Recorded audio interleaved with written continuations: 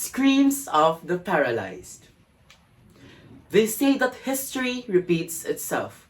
But I ask you, must corruption, too, repeat itself endlessly in the Philippines? Good day, everyone. I am Zaijian Eacobar from 11 Emerald under the guidance of our beloved teacher, Mom Jean Estejo. For decades, our country has stood at the crossroads between greatness and greed. We've heard the same promises dressed in new slogans, the same speeches echoing through the halls of power, and yet, the same shadows of corruption continue to crawl beneath them. Our nation, rich in natural beauty, talent, and compassion, has been quietly strangled by an old disease called corruption. It creeps through our systems like a slow poison, dulling our sense of justice, numbing our outrage, and replacing hope with helplessness. It starts with a whisper, a small bribe, a favor, a signature, but those whispers become walls. Walls built on greed, deceit, and betrayal. And soon, those walls block the light of progress that our people have long prayed for.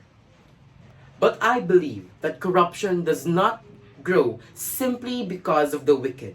It grows because of the silent. And if silence built this problem, then only our voices can dismantle it. Today, we live in a time where corruption is not just a political issue. It is a moral wound. Every peso stolen is a plate emptied from a hungry family. Every fake report is a truth buried alive. Every dishonest act, no matter how small, chips away at the dignity of our nation. We've seen it. Funds meant for classrooms vanish into private pockets.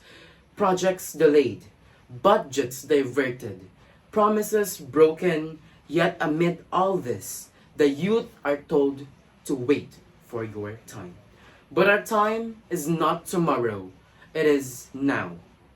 We, the youth, are not the agents of change. We are the authors of it.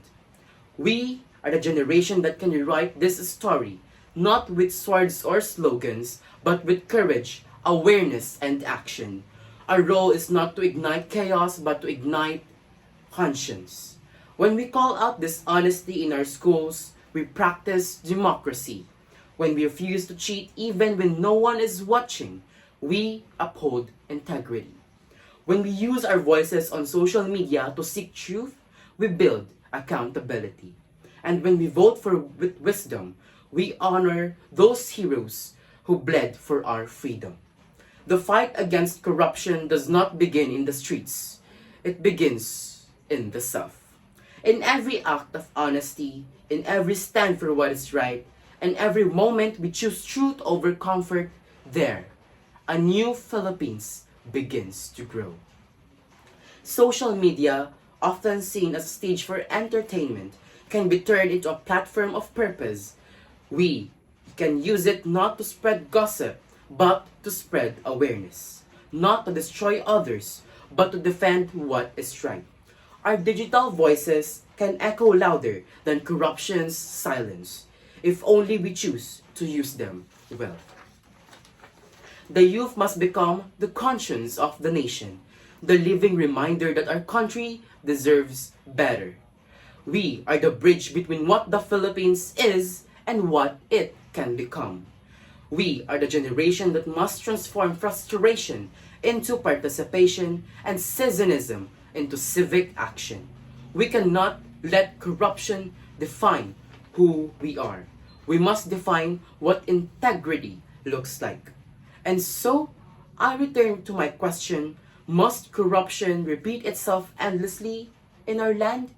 My answer is still a no. Not if the youth choose to end the echo, because corruption may be powerful, but it is not immortal.